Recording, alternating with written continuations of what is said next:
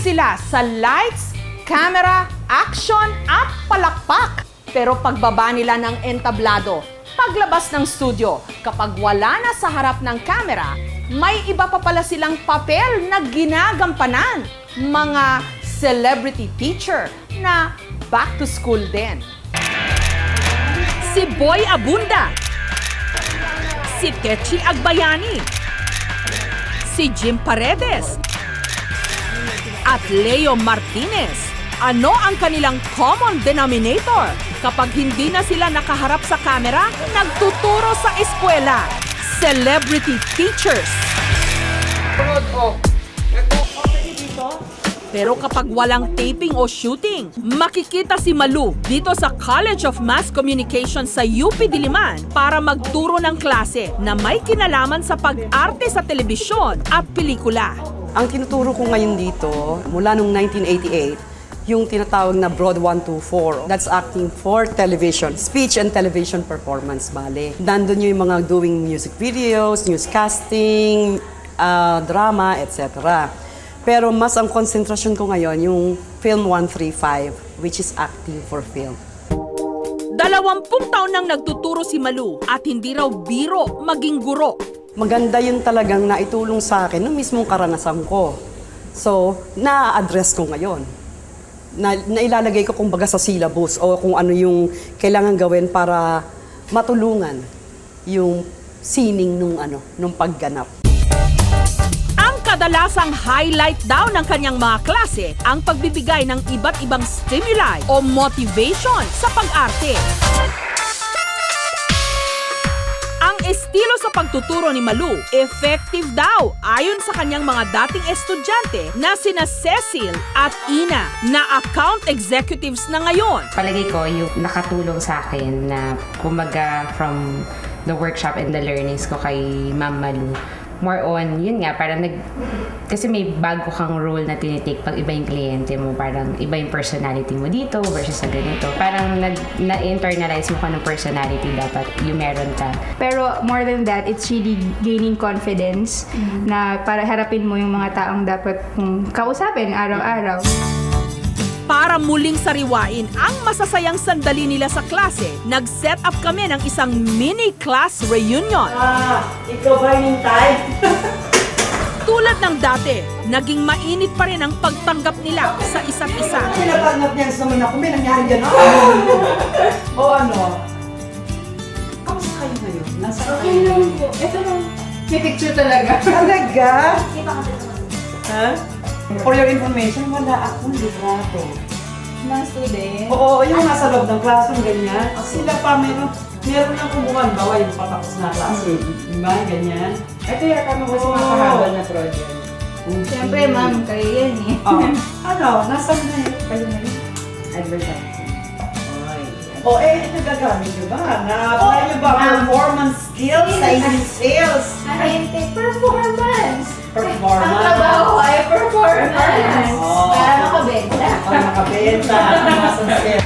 Sa silid-aralang ito ng PUP o Polytechnic University of the Philippines sa Santa Mesa, kung saan nagtuturo siya ng subject na Humanities. Lingid kasi sa kaalaman ng mga manunood noon, nakapagtapos si Dante ng film, architecture at philosophy. At kasalukuyan namang kumukuha ng Masters in Communication. Pero tila hindi na nga raw nabura ang kanyang image na sexy. Katunayan, ang tawag raw sa kanya sa eskwelahan, the educated hunk.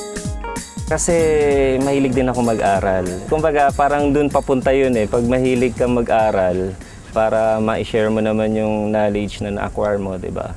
Via studies, kailangan magturo ka din. Ito yung usual day ko ng pagtuturo. So, first day ng klase, ito yung klase ko nasa Humanities. It will suit your taste with colors.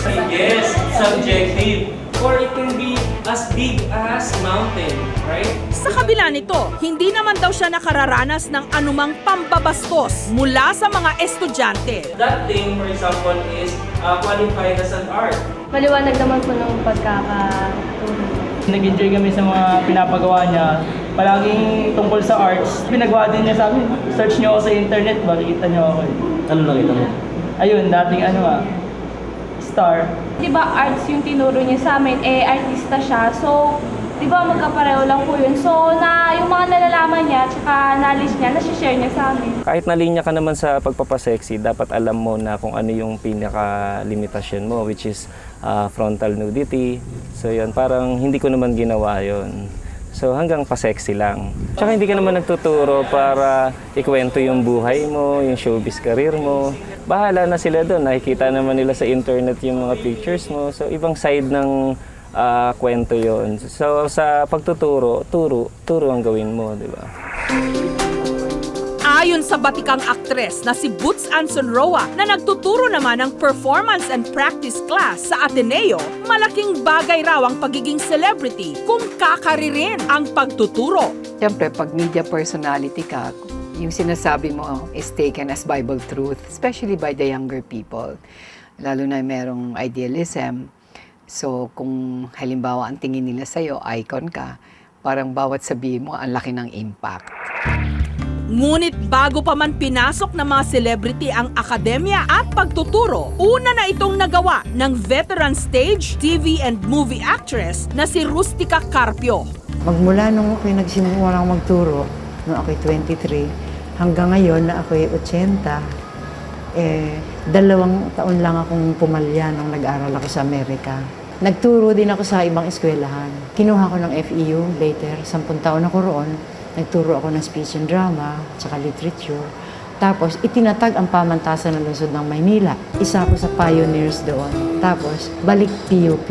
Andito naman ako ulit. Ito ang aking original home, teaching home. At hindi lang siya basta propesora ngayon sa PUP. Ang pangalan niya may kakabit na doktora.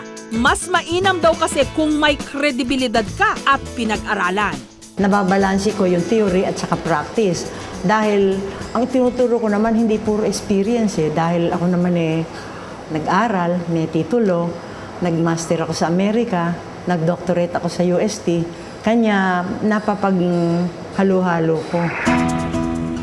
Ako man, makailang ulit nang sumagi sa aking isipan na baka dapat magturo rin ako para maibahagi sa mga estudyante ang aking mga natutunan at nalalaman. Minsan na nga rin akong naimbitahan na magturo sa UP. Well, because this is going to be, you're going to write a lot of stuff, right? So you have to read a lot of stuff too. That's the only way. There are no shortcuts.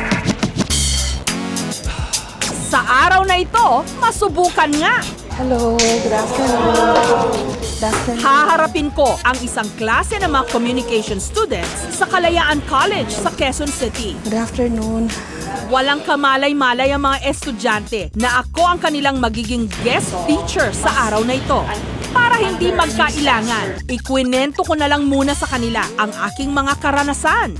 Like I usually say, I'm the accidental journalist. I wanted to become a teacher, and then I also wanted to be a lawyer. I did not really plan on pursuing journalism as a career. It's something that just happened. So that's the story why I ended up being a journalist. Also, I hated math. Hindi nga nagtagal, para na lang kaming nagkukwentuhan.